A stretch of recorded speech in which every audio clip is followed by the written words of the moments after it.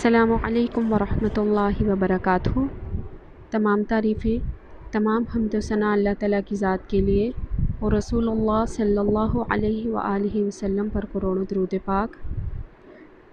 آج کی بات کچھ آپ لوگوں کے ساتھ شیئر کرنا چاہ رہی تھی کہ جس طریقے سے ہم لوگ ڈیلی کے کچھ خبریں دیکھ رہے ہیں یا کچھ ہم لوگ نیوز ہمیں پتہ چل رہی ہیں، کچھ واٹس ایپ پہ ہم لوگ دیکھ رہے ہیں کہ اسی طریقے سے ہم لوگوں کو یہ پتہ چلتا رہا ہے کہ آج کل یہ کیسے یہ جو ٹرانسجنڈر ایکٹ ہے بہت خوفناک بات ہے۔ اتنی سمپل بات نہیں ہے جتنی دکھائی جا رہی ہے، جتنی بتائی جا رہی ہے۔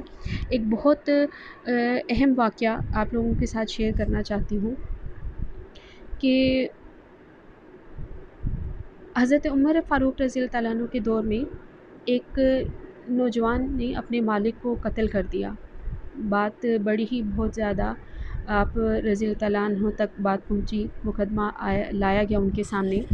تو انہوں نے اس سے پوچھا کہ کیا تم نے اپنے مالک کو قتل کیا؟ تو اس نے کہا جی میں نے قتل کیا۔ انہوں نے وجہ پوچھی تو اس نے کہا کہ میرے مالک نے میرے ساتھ بدفعلی کی تھی جس کی وجہ سے میں نے اس کو قتل کر دیا۔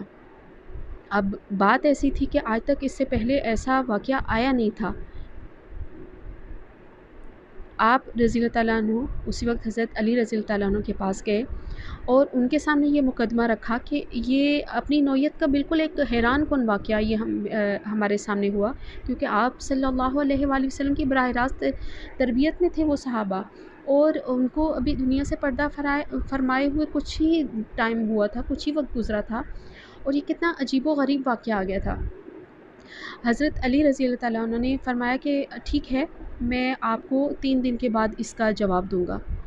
حضرت عمر فاروق رضی اللہ تعالیٰ عنہ واپس آئے اور 3 دن کے لیے فیصلہ مؤخر فرما دیا۔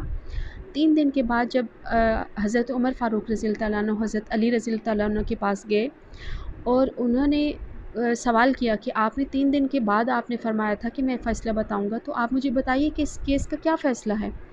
آیا کہ لڑکے کو چھوڑ دیا جائے یا اس کو سزا دی جائے، اس کو قرار واقعی سزا دی جائے؟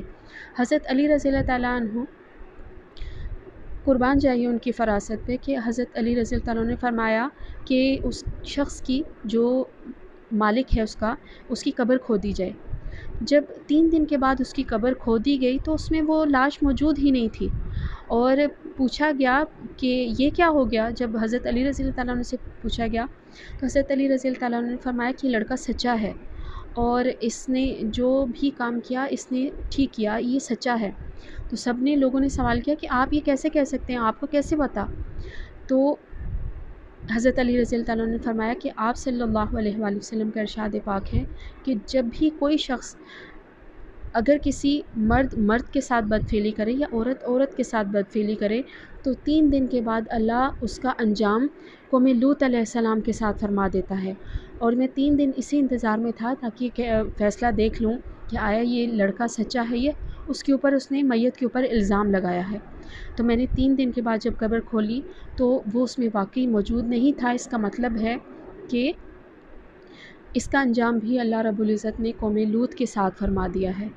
اللہ رب العزت کی پناہ، کتنی خوفناک بات ہے، یہ کتنی خوفناک حقیقت ہے کہ جسے ہم بالکل چھوٹی سی بات سمجھ رہے ہیں اور یہ اتنا بڑا فتنہ ہے کہ اگر آج ہم نے اس کے خلاف کوئی بات نہ کی، اپنا حق ادا نہیں کیا، تو جیسے کہا جاتا ہے کہ ایک بستی میں اللہ رب العزت نے عذاب بھیجنے کا ارادہ فرمایا تو عذاب کے فرشتوں نے سوال کیا کہ یا اللہ اس بستی میں تو کچھ ایسے لوگ بھی ہیں کہ جو تیرا نام لیتے ہیں۔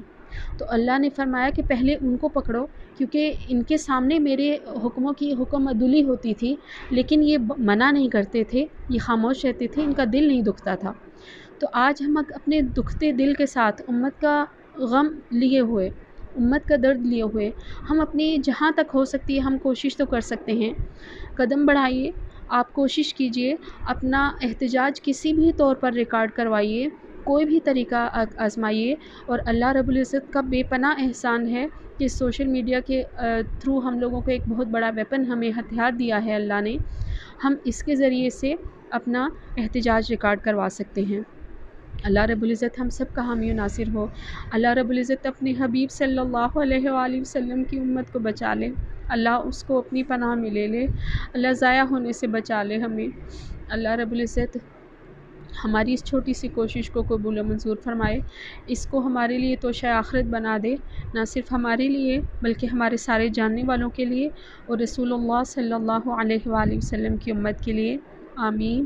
وآخر دعوانا ان الحمد للہ رب العالمین۔ السلام علیکم ورحمۃ اللہ وبرکاتہ۔